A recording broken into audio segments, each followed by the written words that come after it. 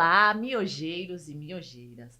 Sejam muito bem-vindos a mais um episódio que quer fazer você sair dos seus bastidores para entrar em cena. E hoje é o nosso penúltimo episódio da segunda temporada. E eu e a Dani, a gente é muito grata por todas as pessoas que passaram aqui pelo nosso palco, né, Dani? A gente tem um orgulho imenso de conversar com pessoas que fazem a diferença lá no trabalho que realizam no ambiente corporativo. Hoje nós trouxemos uma convidada super especial, aquela que é craque em desenvolver pessoas e também em fazer a diversidade e inclusão se tornar uma realidade no trabalho. Eu sou a Mônica Mota e eu vou fazer uma audiodescrição para você que está somente nos ouvindo. Eu sou uma mulher alta, branca, eu tenho cabelos pretos longos, as pontas são azuis. Eu estou com uma camiseta vermelha, uma calça jeans e um tênis. Eu sou a Daniele Trizzi, muito feliz de dividir novamente esse penúltimo miojo da segunda temporada com você. Estou vestindo uma camiseta amarela, eu e Mônica de ketchup e mostarda. Meus cabelos são curtos, encaracolados. Sou uma mulher preta, estou de calça jeans e botinha. E como a Mônica já trouxe tão bem, a pessoa que nós vamos falar hoje nos enche de orgulho. Sem dúvidas é um indicador de sucesso para o miojo ter aqui. Hoje a nossa conversa passa por desenvolvimento de pessoas, cultura e comportamento, senso de pertencimento e retenção. E falar sobre esses temas desejados e ao mesmo tempo sensíveis, sem sombra de dúvidas, é necessário. Porque é só conversando que a gente expande a nossa visão de mundo, expande a visão no corporativo e deixa esse mundo do corporativo que a gente tanto fala aqui no miojo cada vez melhor. Não é isso, Mônica Mota? Isso, Dani. Inclusive, a ONU, ela tem no seu pacto global o tema de diversidade, faz parte. Sim. E para a gente ter essa diversidade na prática, a gente precisa de pessoas realmente engajadas dentro das empresas. É um dos 17 Objetivos de Desenvolvimento Sustentável do Pacto Global da ONU, né? Que empresas tenham seus modelos de hierarquia e submissão cada vez mais igualitários. Né? E hoje, de forma muito especial, nós vamos conversar com uma pessoa que tem vivência em promover oportunidades de desenvolvimento. Ela atua em uma organização que já foi reconhecida como uma das melhores empresas para se trabalhar, na categoria de 150 melhores empresas para se trabalhar pelo Great Place to Work. Isso aconteceu em 2022, eles repetiram o feito agora em 2024, e também são reconhecidos por oferecer um ambiente de trabalho colaborativo que valoriza o desenvolvimento profissional. Então, vem para a conversa, Maria Cláudia Ramos, mulher, filha, mãe, cozinheira de mão cheia, ouvinte assídua de podcast, e é líder de inclusão e diversidade para a América Latina pela DAO. Seja muito bem-vinda. Pode fazer sua autodescrição, sua audiodescrição. Obrigada. Bom, primeiro, prazer estar aqui com vocês. Eu sou uma mulher branca, cabelos loiros, compridos, tenho olhos verdes, estou vestindo uma camiseta que ganhei hoje, linda, maravilhosa, que para compor aqui é preta, escrito Não branco, existe sucesso instantâneo. Não existe sucesso instantâneo. E um prazer estar aqui com vocês. Muito bom. Queremos nosso, né, Dani? Agradecer novamente, né, a sua presença, a sua disponibilidade e a conversa, né, o tom da conversa, né, de querer, de fato, mostrar um pouquinho do que acontece nos bastidores da sua carreira, da DAO. E aí, quem é a Cláudia? Né? A gente já começa te fazendo essa pergunta. E qual é a sua história com a diversidade? Bom, acho que eu vou, como a gente está aqui também por trás do crachá, eu vou começar contando a Cláudia pessoalmente. Então, primeiro eu sou a mãe do João, eu tenho um filho de 13 anos, eu amo ser mãe e dormiu no formol. 13 anos, tá? Sim, 13 anos, obrigada. Eu amo ser mãe, assim, sinto que eu nasci para isso realmente, apesar de estar sempre perguntando se eu estou fazendo coisa certa e se eu estou sendo uma boa mãe. Que eu acho que as mães. Todas as mães passam por isso, né? Então, assim, eu aceito muito isso, eu acho que é parte da maternidade. Sim. Então, eu acho que, primeiro de tudo, eu sou mãe, Sou uma pessoa que eu gosto muito de ter pessoas próximas de mim, seja família, sejam amigos e sejam colegas de trabalho que viram amigos, porque no final das contas a gente passa muito tempo no trabalho, então eu tenho muitos amigos que as amizades começaram no trabalho. Então, para mim, eu me alimento muito desses relacionamentos. E no trabalho, aí colocando o crachá, né? Eu sou, primeiro de tudo, eu acho que eu sou uma pessoa super que mudou muito ao longo da carreira e muito por uma característica que me define muito, que é a adaptabilidade, o quanto aberta eu sou para mudanças. Ótimo. Eu sou formada em engenharia química e hoje trabalho com inclusão e diversidade, né? Então, assim, tem um caminho longo aí. Depois que eu me formei, eu fiz uma pós-graduação em marketing, comecei a trabalhar em marketing. De marketing, fui para comunicação de negócio, depois para comunicação corporativa, depois cheguei naquele momento de repensar a carreira. E o que te fez sair do exato e ir caminhando para o humano? Hoje, quando eu paro, eu acho que eu sempre fui humano. Ela era engraçado, uma humana, né? Fazendo exato. Mas eu acho que eu organizo o meu raciocínio da forma lógica de exatas para fazer o que eu quero fazer com a parte humana, sabe? Legal. É uma coisa muito doida, mas eu não mudaria nada. É o seu jeito de funcionar. Né? Eu não, por exemplo, você faria uma coisa diferente hoje? Não, eu não faria. Até porque, tipo, o fato de eu não ter uma faculdade de comunicação nunca me impediu de crescer na área de comunicações. O fato de eu não ter uma faculdade em recursos humanos, gerenciamento de pessoas, não me impediu de estar, né, de ir para recursos humanos. Acho que a gente é muito mais habilidade que você tem, né? E vai desenvolvendo. E as vivências, né? As vivências. Então, eu acho que o fato de eu ter essa adaptabilidade me permitiu que eu fosse mudando de área, né? E acho que aquela coisa da fome por conhecimento, né? Porque tem aquela hora que você fala, nossa, eu já fiz de tudo aqui, sabe? O famoso zona de conforto. Zona de conforto. Então, quando eu chegava nesse momento, aí eu começava a criar coragem que é difícil, próximo né? passo. Pro próximo passo, e normalmente eu dava essa coisa assim, para uma coisa que eu não conheço nada. Aquele momento que você senta no computador, na frente do computador, né? Que é o mundo corporativo, e fala, gente, eu não sei absolutamente nada do que eu tenho que fazer, né? Vou começar do zero aqui, que foi o que aconteceu quando eu fui para RH.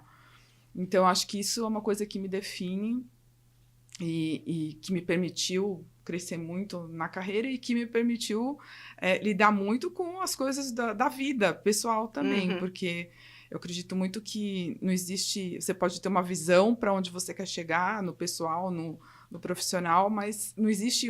Nada que você planejar vai acontecer exatamente do jeito que você planejou.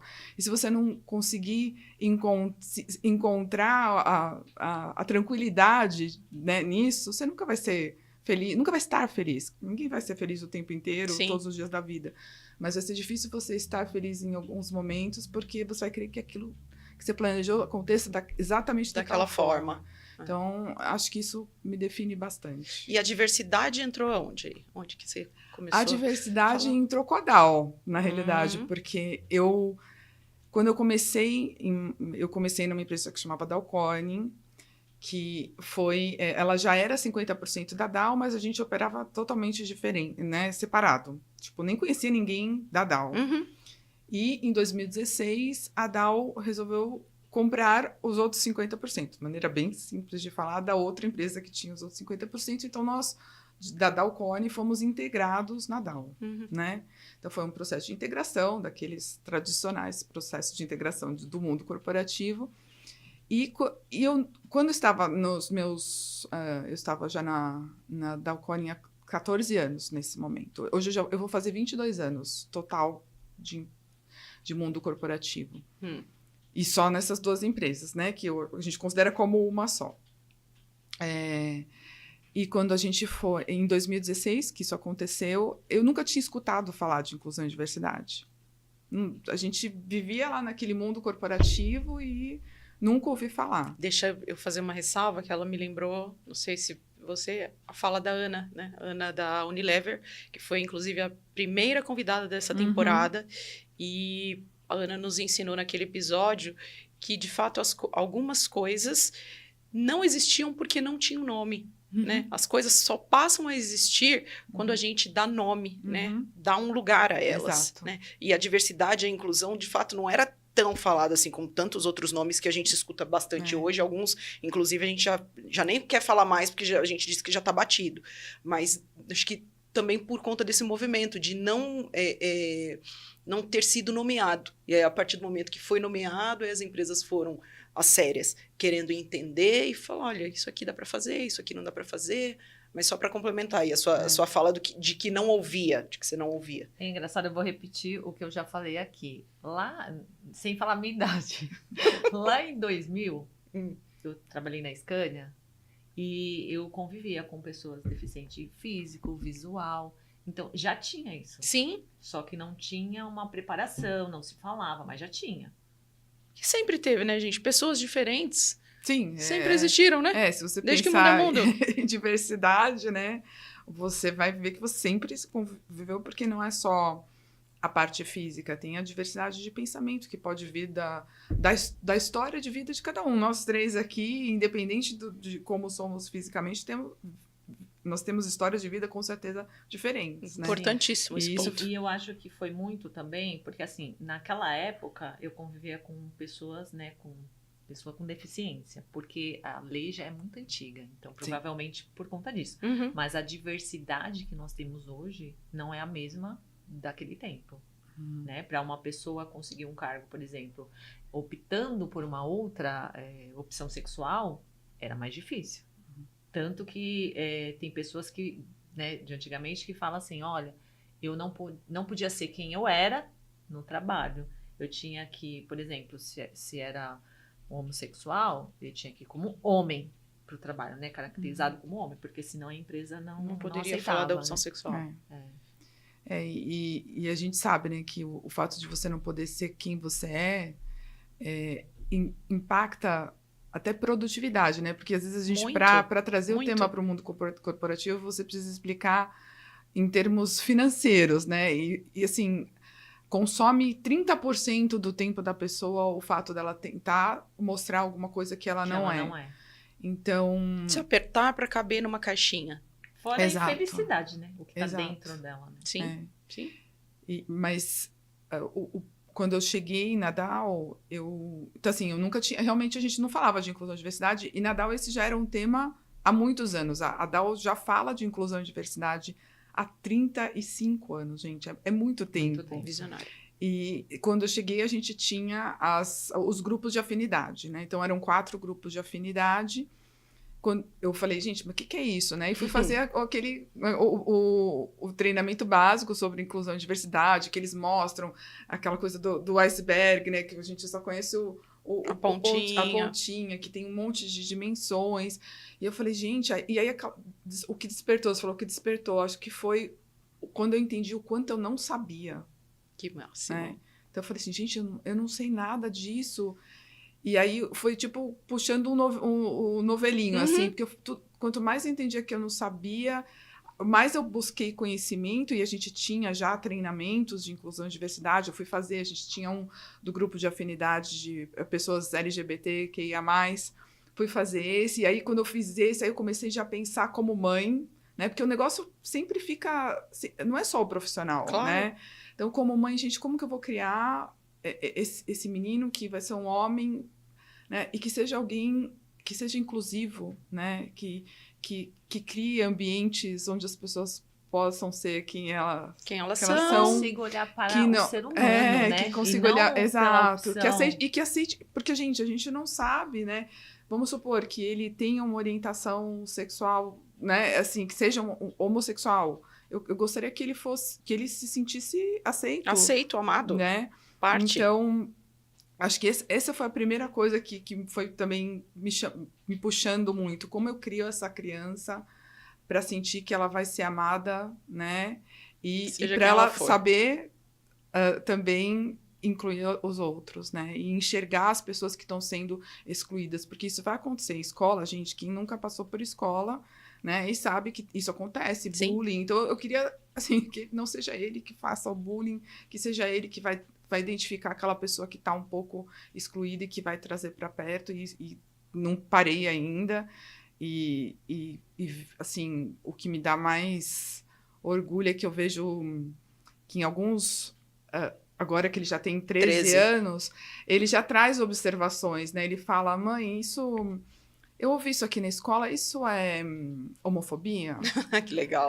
Isso é racismo? Ele vem trazendo, então assim, ele consegue identificar, porque o primeiro passo é você identificar os vieses inconscientes, né?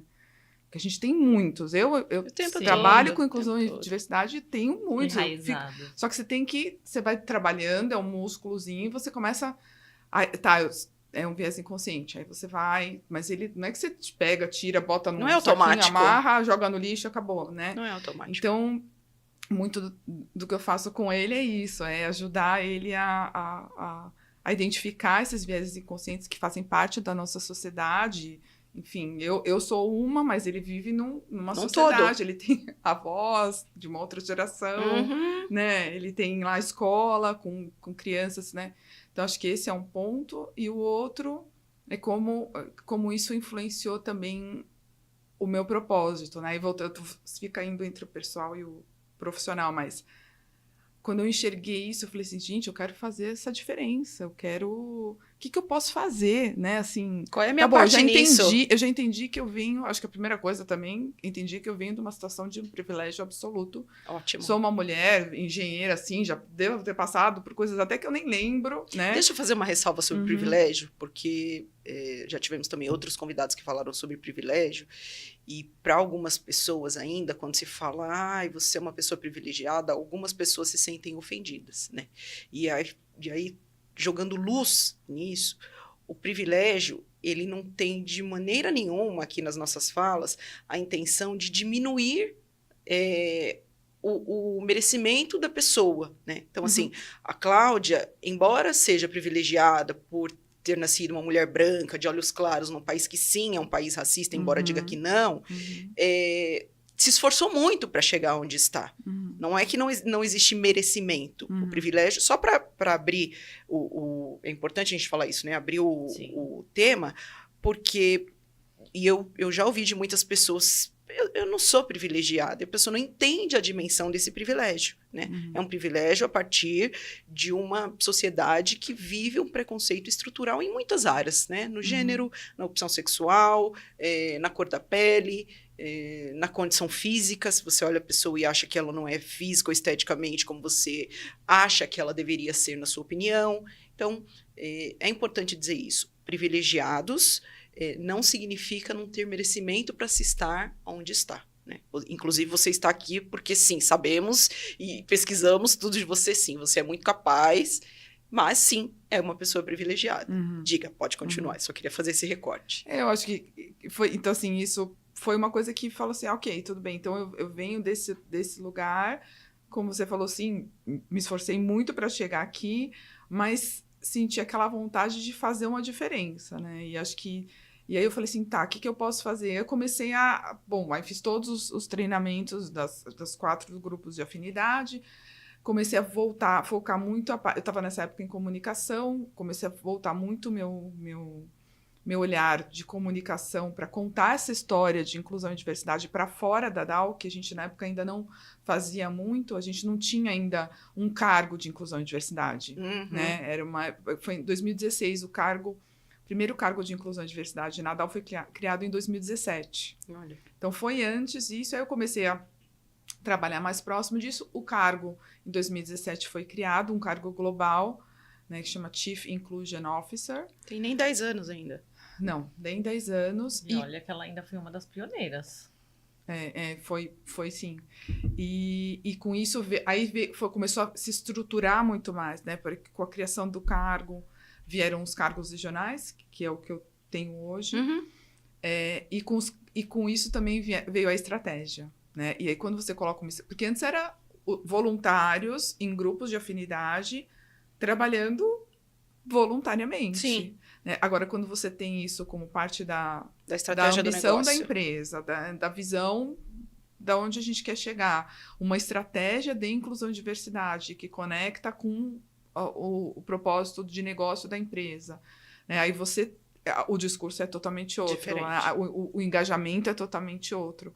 Tanto que a gente, na época que a gente começou, em 2017, a gente tinha mais ou menos 30% aqui, né, na América Latina de participação nos grupos de afinidade. 30% dos funcionários participavam pelo menos de um grupo de afinidade. Hoje, a gente está em 80%. 80% dos funcionários participam de pelo menos um. Tem funcionário que participa de todos. Todos. Hoje a gente tem 7 grupos de afinidade, né? Então a gente tem mais grupos de afinidade. E aí eu fui me apaixonando pelo tema, óbvio, assim... É apaixonante paixão, mesmo. propósito e esse cruzamento do pessoal com o profissional. Eu falei, eu quero trabalhar nisso, né? E vi RH como um caminho. E estava nesse momento já estava há 10 anos trabalhando em diferentes cargos, mas na área de comunicação. Falei, eu quero fazer né, quero ter um impacto maior em inclusão e diversidade, e RH era um caminho, né, muito natural. Então, aí eu fui para RH como HR Business Partner, vou falar o cargo em português, porque eu nem sei como é que fala esse cargo em inglês, porque eu nem sei como é que fala em português. É muita nomenclatura, não é? É muita nomenclatura, exato. E aí fui para RH e comecei a trabalhar com isso, e 4 anos depois abriu a posição, a pessoa que estava na posição regional foi para outra posição, e aí eu peguei a posição de inclusão e diversidade, que no final era para onde eu estava realmente caminhando para ir. E aí é muito legal, né? Porque você está lá com a estratégia, defendendo as prioridades que a gente vai trabalhar, né? O impacto realmente que você pode ter é outro ainda, né? Sim. O caminho ainda é muito grande, gente. A gente não chegou. Sim. A gente está há 35 anos falando disso, 35 anos trabalhando no tema, mas a gente ainda tem muito, muito pela frente. Sim, sim, porque de novo é estrutural, né? Uhum. Precisa ser uma construção a muitas mãos. Uhum. Vou aproveitar agora para recontar a história da própria Chiquimão, né? Quando eu comecei a fazer uniforme para gestantes que atuavam no ambiente corporativo, assim, no começo eu fui muito julgada. Ah, mas grávida não compra roupa para trabalhar, né? Mulher grávida não quer estar no ambiente corporativo, ela vira mãe e ela não vai querer mais estar ali. Então, assim, eu fui muito julgada. Depois de fazer para grávida, eu comecei a fazer para pessoa com deficiência. E aí também fui muito julgada. Esse negócio não vai dar certo. Não vai dar certo. Mas por quê?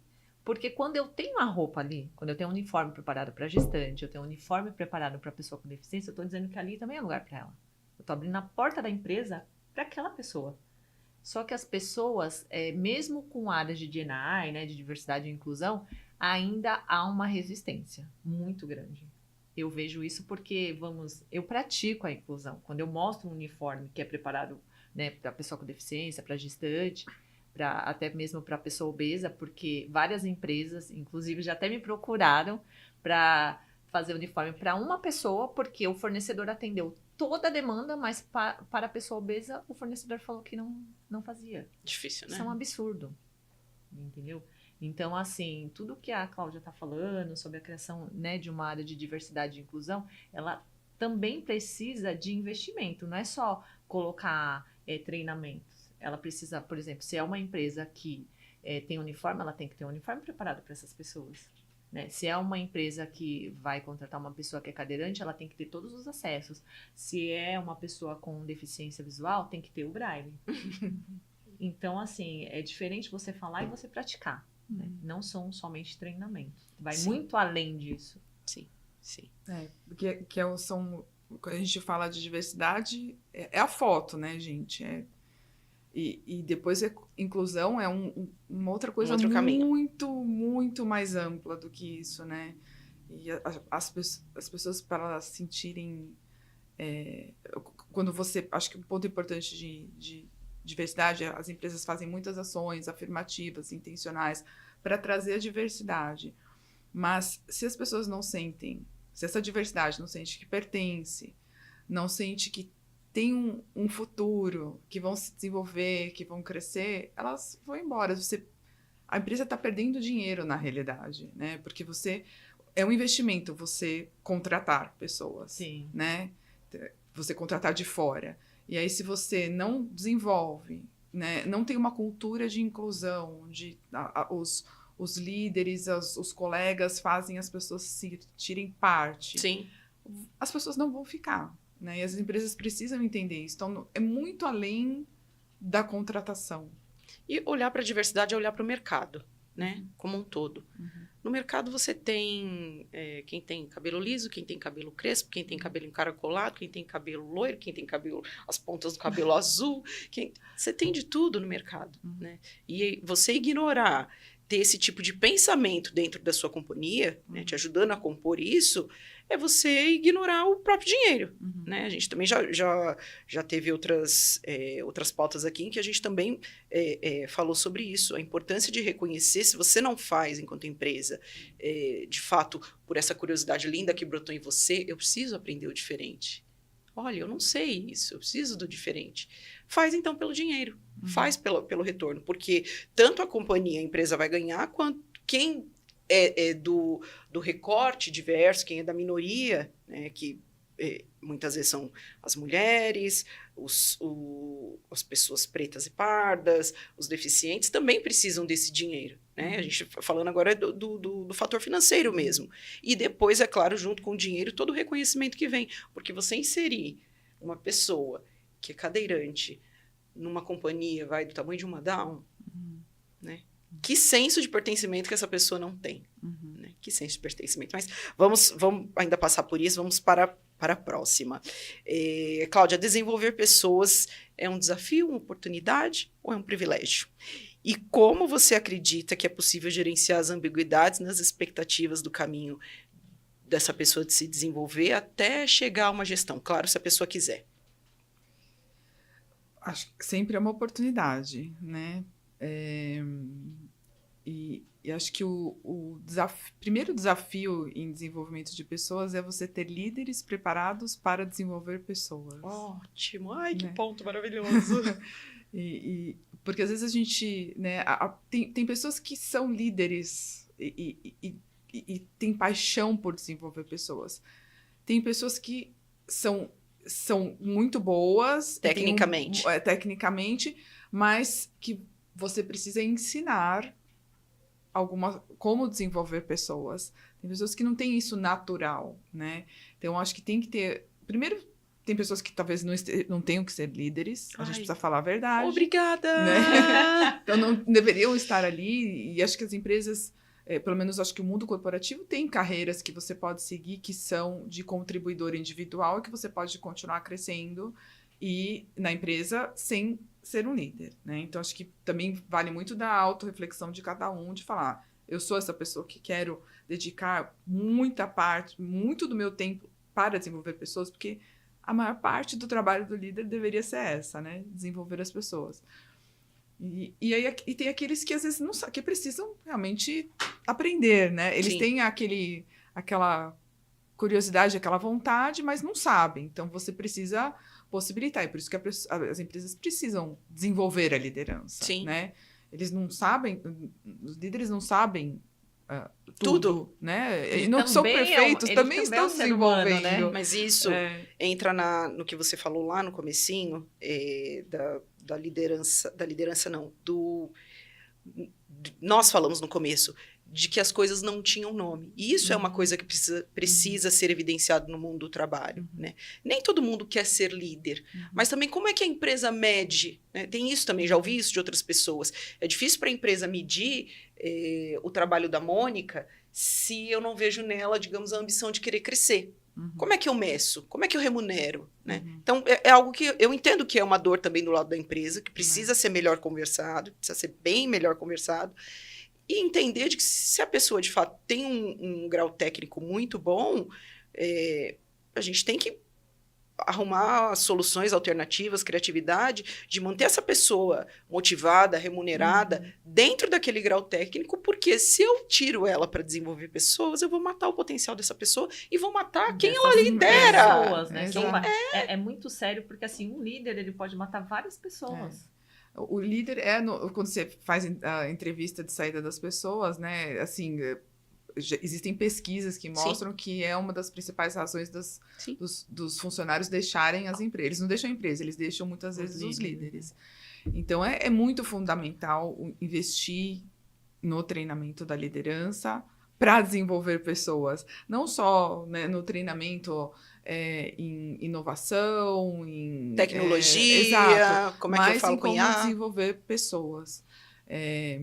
Então, acho que esse é um fator fundamental e é um desafio, porque... Mais desafio do que privilégio? Porque você está num mundo onde todo mundo tem uma carga de trabalho enorme, todos sabemos, não é exclusivo de nenhuma empresa. Sim. Né, todo mundo já tem o prato cheio. E aí, na lista de prioridades, onde fica aquela de você se desenvolver? Né? Que deveria ser a primeira, acontece não só com os líderes, acontece com todos os funcionários. Eu vou entregar tudo que eu tenho que entregar, e aí, se sobrar um tempinho, eu vou fazer aquele treinamento, eu vou me inscrever naquele curso, eu vou buscar um mentor. Às vezes não precisa fazer um curso, uma pós, né? Às vezes é buscar um mentor, né? Que sei lá, você possa trocar umas ideias, que possa, né? Porque a mentoria é troca, né? Sim. O mentor também tá tirando algo. Então, as pessoas acabam colocando isso lá no último lugar, né? Então, esse é um desafio também. A gente sente muito isso, que a gente tem programas, mas às vezes as pessoas... E hoje, no mundo híbrido, então, aí tem o desafio de você manter a pessoa lá, presente naquele treinamento híbrido, né? 100% do tempo. Então, assim, é um desafio. Por isso que eu acho que parte do princípio de que você tem que ter alguém que gosta de ser líder. Porque essa pessoa vai querer ser um líder melhor. E precisa gostar de pessoas, né? Não é porque a liderança, e nós aqui, né, como mães, 3 boas mães, sabemos que nós somos líderes em vários momentos, né? Na nossa casa, nas nossas relações. Todo mundo lidera em algum momento na vida. A liderança, ela tem uma lente muito... Me ajudem aí na palavra, no sentido das pessoas quererem ser. Todo mundo quer ser um líder, né? Entendi. Não veio a palavra agora. Se todo mundo a liderança ela é muito desejada porque o líder, né? Ele tem um status, né? Que é o glamour. Isso. Mas o que a gente está querendo evidenciar é a questão do que o retorno, quanto isso custa. Né? E o quanto a gente precisa estar preparado, porque também eu não dou aquilo que eu não tenho. Né? Então, enquanto líder, se eu não tiver segura, e a próxima pauta vai ser sobre o autoconhecimento, é uma grande líder que vem falar para a gente, e ela diz que o autoconhecimento é uma das principais ferramentas para se desenvolver na carreira. E, de fato, né? E é sobre gostar de pessoas, porque se eu gosto só do status da liderança, mas eu não gosto de... Mônica, o que você tem hoje? Eu vi que você não está bem, quer conversar. Ou, principalmente, aí teria que ter um outro podcast só para falar sobre o erro, né? Como é que a gente lida com o erro? Mônica, você errou. Como é que... Né? Como é essa exposição perante o time? Como é que é essa exposição quando eu erro e quando os meus liderados erram? Então, a todo tempo gostar de pessoas. Você falou aí de se desenvolver, fazer um curso, fazer um MBA, É claro, tudo isso é válido, né? Para se desenvolver. Mas eu, também, sem puxar a sardinha para a idade, mas eu tenho 41, sou super bem resolvida com os meus 41. Eu sou daquela moda antiga, eu gosto do olho no olho, né? E a gente também já falou aqui no podcast sobre conexão e intencionalidade, né? Eu acho que a gente perde muito no mundo corporativo hoje porque a gente deixa de se relacionar com as pessoas, deixa de criar conexões com as pessoas. A gente olha a partir do crachá, a gente se relaciona a partir do crachá, a gente mede as palavras a partir do crachá, e é por isso que o Miojo tem esse papel tão importante de desmistificar. Por isso que a gente luta para trazer lideranças como você para cá, para dizer, não, essas pessoas são pessoas. Eu acho que você está falando um ponto que é fundamental. A conexão tem que vir antes do conteúdo. Totalmente. Então, assim, o líder, ele precisa criar esse ambiente de conexão individual e entre o time para, antes de falar de uma visão, de uma estratégia, né? Antes de trazer o conteúdo, a parte técnica, ele precisa... Então, estou pensando num líder que está chegando num time, né? Ele precisa ter... E por isso que você precisa ter isso dentro de você, né? E para você criar conexão, você precisa ter curiosidade pelo outro. Você precisa querer saber quem é aquele indivíduo e entender que você tem pessoas diferentes. Voltando na diversidade, você vai ter pessoas que vão abrir a vida e vão ter pessoas que vão contar um pouquinho e você vai ter que ir com aquele pouquinho, montando, você né? vai ter que fazer acontecer essa conexão, entendeu? Então você vai ter que tirar a conexão do que cada um tiver disposto a te dar, mas isso faz a diferença total no pertencimento, no final das contas, né? Então, eu acho que esse ponto aí que para mim é um dos fundamentais da conexão. Ela tocou no... Para mim é a confiança, né? Porque o seu líder é aquele cara que você vai ter que falar assim, olha, no dia que você tá de home, né? Você foi os 4 dias, no seu dia de home, sua internet cai. Se não tiver confiança, uma relação de confiança entre você e seu líder, como que vai ser para você falar para ele? Será que ele também vai confiar no funcionário? Então, tem que ser uma confiança mútua. Eu acho que confiança é a base de tudo. Sim. E também porque o líder, se eu não confiar no meu líder, como que eu vou falar para ele? Hoje eu não tô legal, sei lá, porque eu briguei com meu marido. Né? Hoje a minha cabeça tá longe porque deixei minha filha com febre em casa. Então tem que ter essa confiança. E acontece muito, né? Muito. A gente... outra coisa que o tempo, né, e as transformações do mundo do trabalho têm desmistificado, que é esse pessoal e profissional, né? Isso não existe, gente. Não existe, né? Não existe. Eu sou mãe da Luísa e do Miguel.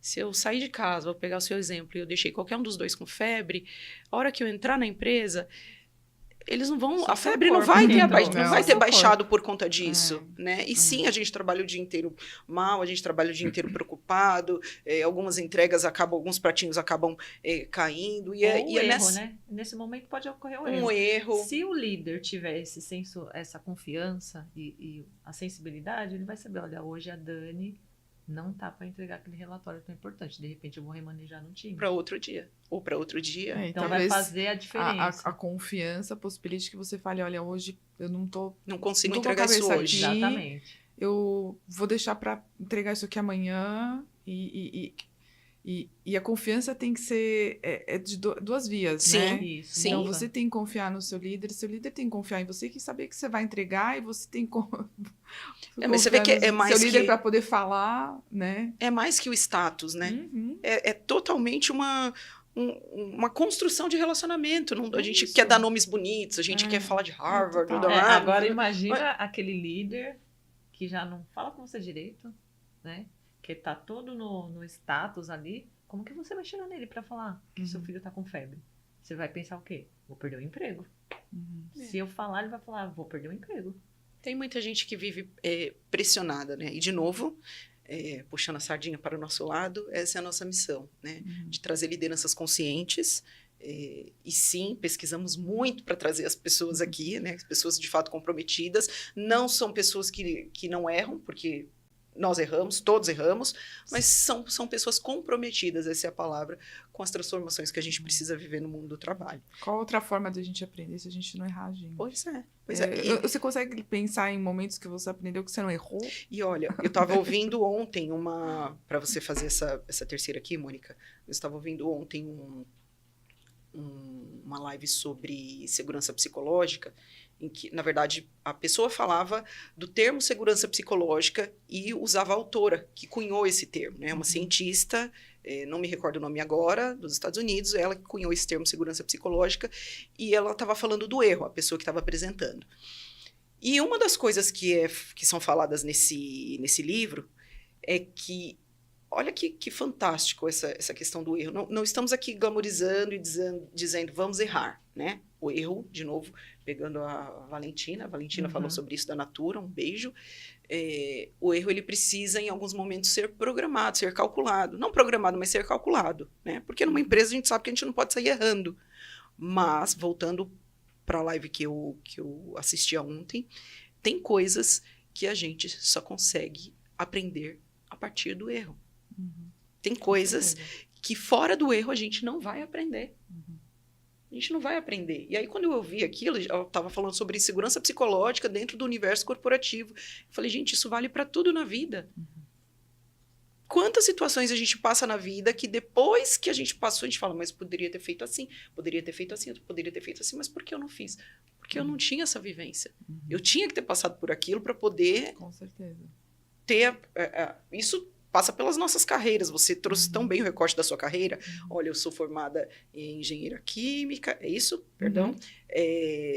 Sou formada, passei por marketing, passei por RH, e isso trouxe você até aqui, né? Com a consciência que você tem hoje. Senão, com certeza, né, não teria sido essa construção. A mesma coisa comigo, a mesma coisa com a Mônica. Então, assim, o erro é uma coisa que a gente também precisa falar mais, aí teria que ter um outro podcast para falar sobre ele, mas para ficar isso. Tem coisas que a gente só aprende, de fato, errando. Tem aprendizados que vão vir a partir do erro. Se a gente não errar, não vai. E a mulher tem uma coisa com o erro que é uma carga maior, né? Não Meu sei Deus, por aí que existe isso, essa necessidade tão grande de ser perfeita, né? O tempo inteiro. Então, a gente... hoje eu tento ser mais bondosa comigo quando eu erro. E falar, obrigada, Cláudia. Pode repetir? Você é uma grande liderança. Repita, por favor. Né? Que pega, que gruda. Né? Porque a gente fica, né? Por que se a gente martirizando? Se martirizar. Gente, errei, tá bom. O que eu aprendi, né? E aí eu gosto bastante de mentorar pessoas também. Eu sempre falo, eu tenho um caderninho que eu vou lá e escrevo as coisas que eu tenho orgulho de ter conseguido e o que eu aprendi, né? Tipo, porque, gente, se eu completei um projeto, com certeza eu errei alguma coisa lá no meio, que eu faria diferente. Tudo a gente tem alguma coisa que você falou, pô, podia ter feito assim, mas não sabia. Então, claro. Tá, aprendi isso, né? Então, eu gosto sempre de focar... Eu sou uma pessoa otimista, então eu sempre foco no que eu aprendi, né, no que saiu de bom. Mesmo nas adversidades da vida, eu acho que sempre a gente tira alguma coisa boa. E tem que ser, né? É. A vida já se encarrega de trazer coisas pra gente bem, né? Exato. Então tem que ter. Que RH tranquilo, né? Que RH. Se ela falasse pra mim que ela era engenheira, eu não ia acreditar. Pois é. Ainda bem que ela falou no começo. Por isso que eu falei, eu acho que eu sempre fui de humanas, mas eu tenho um raciocínio lógico, acho que ainda de uma engenheira, assim. Lembra a frase da Guadalupe, né? Ela falou que o CEO tem que entender de negócio, não pode ser focado numa única área, lembra disso? Sim. Tem que entender de negócio. Se o cara for muito específico de TI, ele não vai poder ser CEO. Precisa ter um olhar genérico. É. Né? Isso não significa não ter um olhar aprofundado. E quanto mais você vai avançando na carreira, menos específico você vai ser, né? Então, o específico vai ficar com os especialistas que trabalham no seu time. Então, é isso, né? Você não vai ver um CEO querendo ir no detalhe. O detalhe alguém já olhou, né? É isso aí. Então, você tem que trazer já a recomendação final e talvez tá pronto para responder as perguntas que o CEO vai fazer, que normalmente esse é o que eles fazem de melhor, né? São as perguntas. Sim. Mas nós estamos nesse mundo, né? Exato. A inteligência artificial está aí para isso. Eles têm as respostas, os robozinhos, e a gente tem que ser inteligente o suficiente para fazer boas perguntas. Exato. Porque senão aí sim a gente vai ser substituído. Exato. ChatGPT responde o CEO. É isso aí. E aí, minha amiga Beatriz? Vamos lá, vou fazer outra pergunta aqui para Cláudia. A cultura come a estratégia no café da manhã, de Peter Drucker. Quais os pilares você acredita que sustentam uma cultura organizacional? E como alinhar essa cultura de modo que ela se estenda ao comportamento de todos? Acho que já falamos algumas coisas aqui, mas acho que os valores da empresa são né? Começa por aí, né? O valor são os guias, é o guia, né? O que a gente acredita, o que é importante para a empresa. Acho que se os seus valores não se conectam com os da empresa, dificilmente você vai ter uma boa experiência trabalhando lá, né? Vai ser feliz lá. Então, acho que tem que ter essa conexão e é por isso que é importante que a empresa, né, sempre reforce quais são esses valores. E eu acho que um outro ponto... quando a gente fala de cultura, vou voltar na liderança, gente, porque os líderes eles são os como é que eu vou falar? guardiões. Os guardiões, obrigada, era essa palavra. Que palavra São os linda, né? guardiões E que palavra cultura, linda. né? Porque é o exemplo, voltando na maternidade, né? Quantas vezes seus filhos, não sei quantos vocês têm, mas falam alguma coisa que você fala, nossa, eu falo igualzinho. E o líder é igual, né? Então, o líder é um exemplo. Então, você lidera por exemplo, e você tem que liderar com base nos valores da empresa. Então, se para a gente inclusão é importante, voltando no ponto da inclusão, o líder tem que ter comportamentos inclusivos. Ele tem que saber trazer todos, ele tem que contratar times diversos, saber incluir todo mundo, tem que ter comportamento ético, né? Que são, estou falando dos valores da DAO, né? Se espera uma liderança com comportamento ético e que reforça esses comportamentos com seu time. Então, assim, acho que os líderes têm um papel fundamental Na construção dessa cultura. com certeza. E comunicação, né? Já fui de comunicação e você não comunica uma vez, olha, esses são os nossos valores. Tem que fazer isso com uma lembrança, como se fosse assim uma ondazinha, assim, caminhando todo o tempo. E Assim, pratica, né? Comunica e pratica. Isso. O que você acha que você pode destacar? Uma coisa que você destacaria assim, isso é um gargalo para comunicação. Porque muito dessa cultura, né, que as empresas querem reforçar e que os colaboradores do seu lado também querem ver, passa pela comunicação, não sei, como você acabou de falar. Mas a gente sabe que no meio da comunicação tem os ruídos. Sim. O que você destacaria assim de Eu acho que gargalo? um dos principais desafios da comunicação é o volume de comunicação. Quantos e-mails vocês recebem por dia? Cláudia, nós vamos fazer uma placa para você aqui nesse miojo. Quantas reuniões vocês têm por dia, né? Quanto tempo sobra para você ver aquela comunicação, de repente, que veio de RH para falar de desenvolvimento? De pessoas, Né? de liderança. Por exemplo, às vezes a gente manda lá, olha, temos esse programa, vamos ter um programa de mentoria, né? A gente faz, a cada 2 anos, a gente faz um programa de mentoria para toda a América Latina. Que legal. Tem gente que não vai ver isso nunca, né? Então é isso, é você... você está o tempo inteiro competindo com um monte de Volume. outras coisas que estão acontecendo, de e-mails, de sessão de comunicação, de reunião, e a febre do filho em casa, e, sei lá, a pessoa que está passando por uma... né, com algo relacionado à saúde mental, né, que não está conseguindo se focar 100%. Então, como que...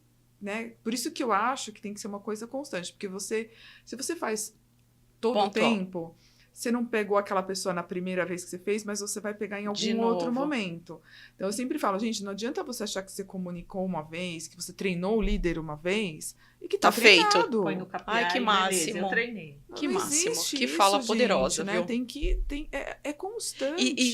E não tem peso, né? Eu acho que é tão importante isso que você está falando, porque todos nós do mundo corporativo sabem o quão pressionados nós somos pelos KPIs, pelas nossas metas individuais,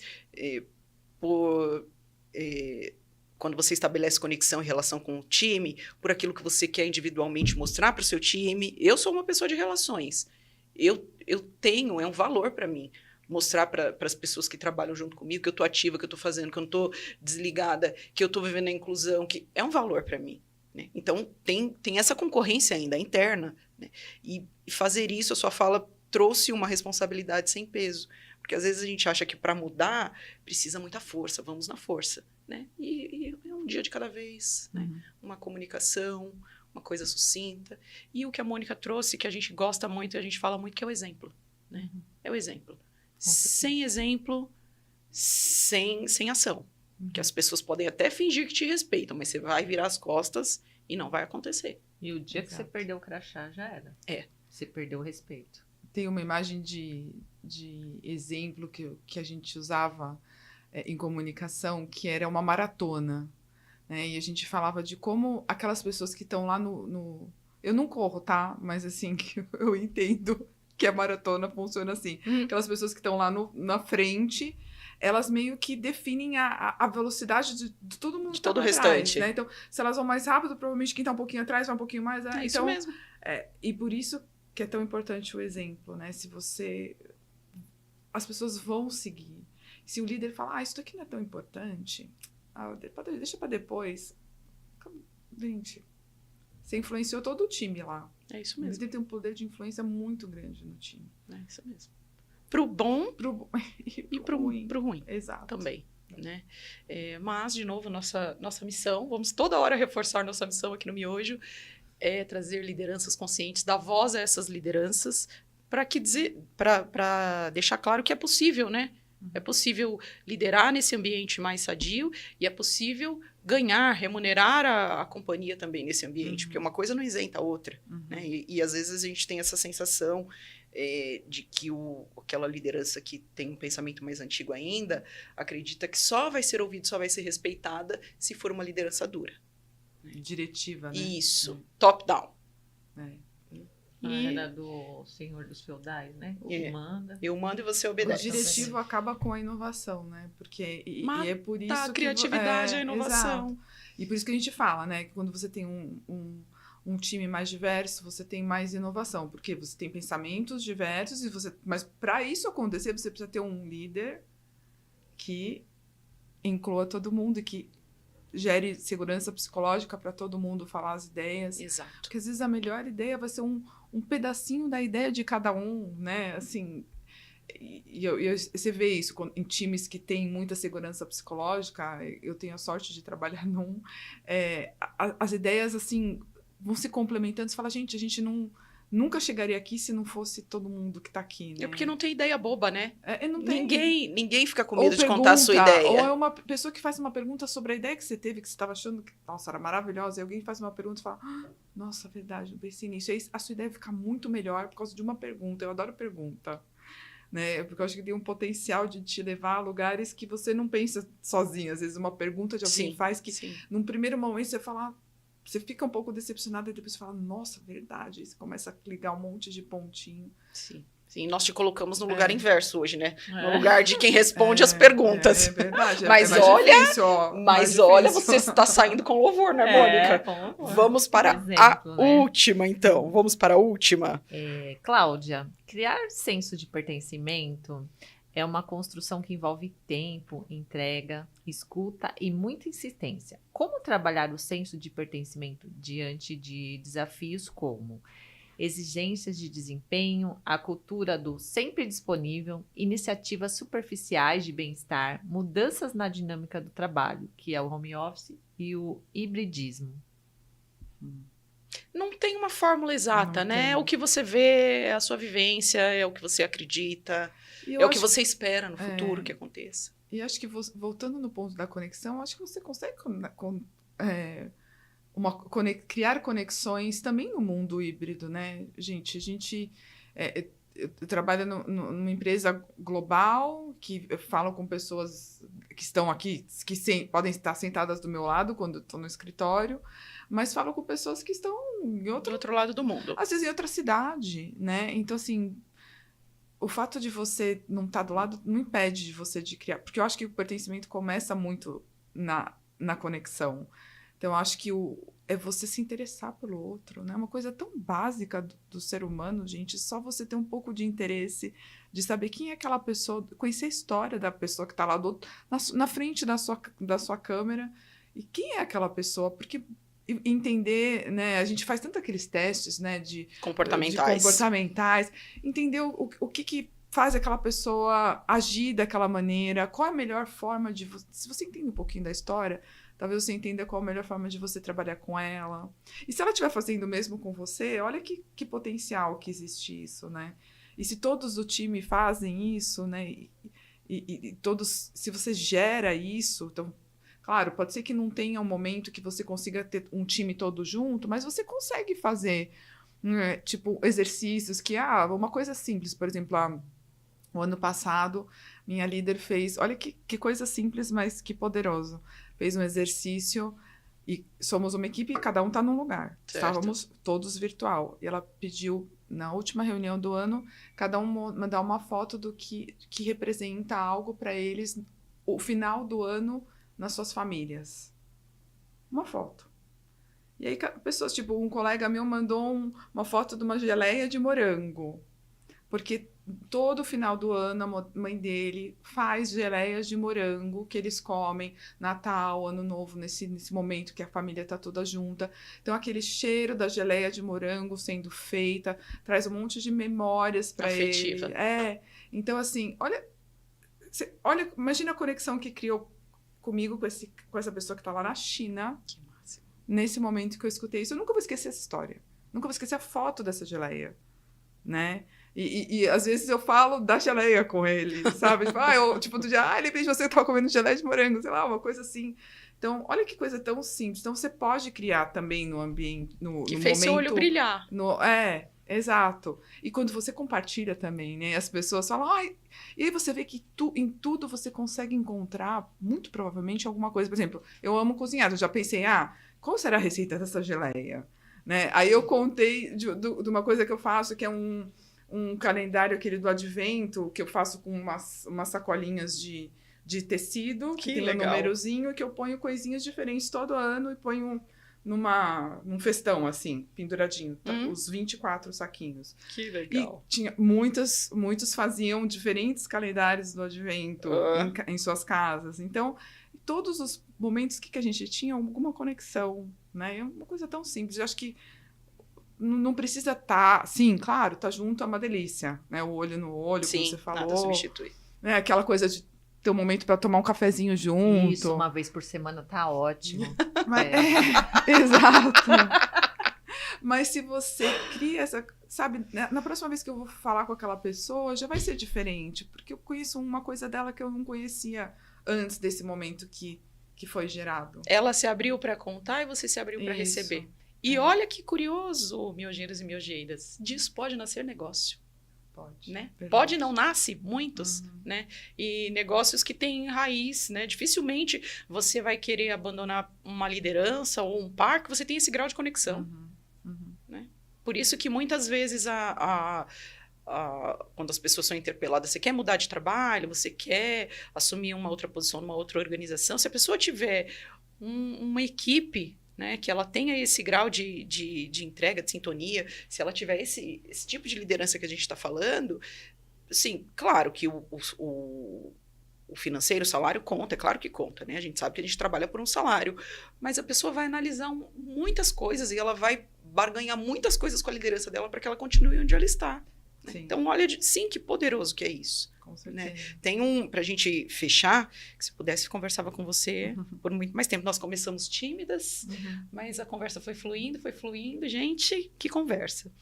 Tem um biólogo já falecido, que se chama Edward Wilson, e ele diz o seguinte, acho que fecha bem essa nossa conversa, que o verdadeiro problema da humanidade é o seguinte: temos emoções paleolíticas, instituições medievais e tecnologias divinas. Esse é o nosso grande dilema. Né? Tem companhias que se sobressaem, estão saindo do medieval, trouxemos uma liderança de uma delas aqui, mas nós, enquanto pessoas, ainda continuamos aquele ser primitivo que ou luta ou foge. Né? E são dentro desse sentimento que a gente lida no dia a dia, seja na nossa casa, seja no trabalho, seja nas relações com o fornecedor, nos negócios. Eu acho que essa é a nossa grande luta enquanto ser humano, porque no final das contas o trabalho também é falar do ser humano, né? É a construção do ser humano. E a nossa possibilidade de desenvolver o nosso melhor enquanto ser humano para o mundo. Colocar numa prateleira, colocar numa tela do YouTube, do Spotify, colocar no corpo das pessoas para elas vestirem. Esse é o nosso grande objetivo, é a nossa grande missão. Com certeza. E você estava falando, um pouco ali do que você falou também me fez pensar, acho que até é o gancho perfeito para o próximo, vocês já me contaram qual é o próximo tema do podcast, que é autoconhecimento, porque eu acho que como é importante o autoconhecimento de cada um para você saber, para você conhecer seus limites, saber onde você quer chegar, né? Poder, às vezes, até vocalizar o que você está aprendendo sobre você, porque a gente muda, né? Eu estava ouvindo um podcast que estava falando sobre pertencimento, e a pessoa estava falando assim, Você se sentir pertencente é você poder ser 100% do que você é hoje e do que você vai ser amanhã. Que Porque beleza. a gente tá mudando, a gente muda, Todo gente, eu tempo. não sou a mesma pessoa que era Sim, ontem. sim, A sim. gente muda né? tudo, né? Sim. A gente, o cabelo, a Exato. roupa, a Sim. moda. Às vezes o que a gente pensa, fala, nossa, eu pensava isso. Muita coisa do que a gente pensa, e que bom, né? Que Porque é isso, eu bom, acho que não é um né? desperdício, que bom, né? que ia ser tão entediante Eu se a gente não mudasse. Não É. mudasse, né? Mas, assim, o que a gente pensou que hoje a gente olha e não aprova mais, mas construiu a mentalidade que eu tenho hoje, Exato. né? Eu também tenho uma carreira, assim, eclética, diversa, mas eu tenho certeza que se, por exemplo, eu tivesse entrado direto numa faculdade de comunicação, eu não pensaria como eu penso hoje, não falaria como eu falo hoje, porque foram as coisas que eu vivi, as que eu chorei, as que eu ri, as pessoas que eu conheci que me fizeram ser quem eu sou, não tem como fugir disso, para todos nós, Não. para todos nós. Uhum. Foi uma aula. Cláudia, nós Uma falamos de aula. senso de pertencimento, acabamos falando de autoconhecimento, falamos de cultura, falamos da beleza da maternidade, e eu e a Mônica falamos isso a todo tempo, né? Nós Sim. temos projetos na nossa vida, nós temos trabalho na nossa vida, mas os nossos maiores projetos são os nossos filhos. Se a gente falhar neles, a gente falhou em todos. Né? Então, Com aqui certeza. para o mundo das mães, ó, a culpa, né? A É. mostarda, a mostarda.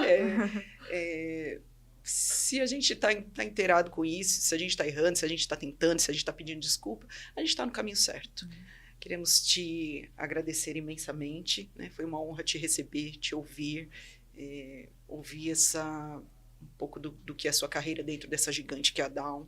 E com certeza, Dawn, muito do resultado, porque vocês têm uma liderança ativa, assim, Obrigada, gente. importada, assim, né? Que se importa com o outro. Sim, com certeza. Uma Que empresa mais? super humana, né? Que dá pra ver pela Cláudia. Dá vontade de trabalhar lá, não dá, Dani? Pode vir pra Ó, o cá. spoiler, ó, o Dá spoiler. vontade. Ainda mais depois desse meu hashtag uma vez por semana no presencial, né? Votem Bora em mim, lá. pessoal.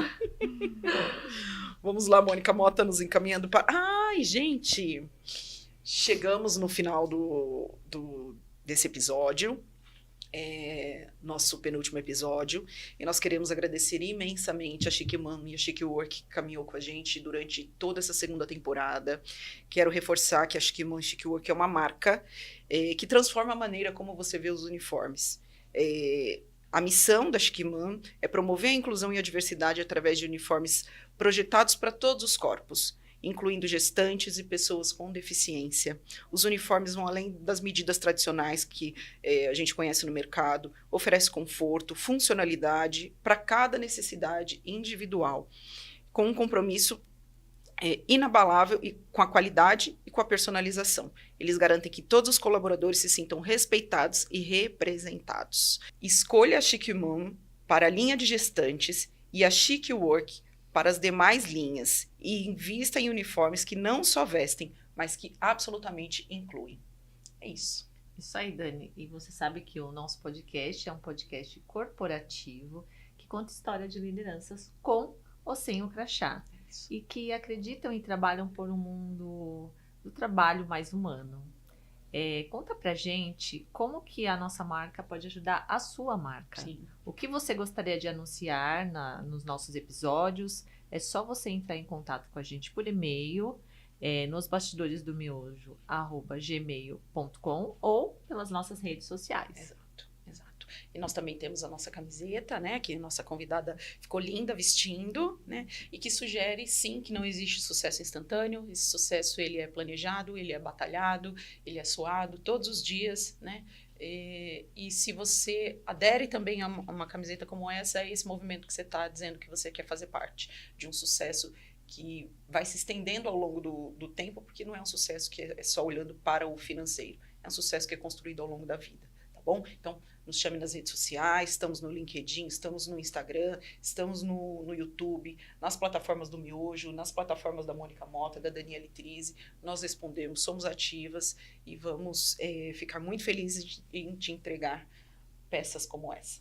Isso aí, Dani. E agora, aquele momento em que nós, eu e a Dani, vamos chamar você, ouvinte, para a ação. Então, eu vou colocar aqui as 7 frases. Não existe sucesso instantâneo. Use a sua criatividade. Tenha agilidade. Comece com o que você tem.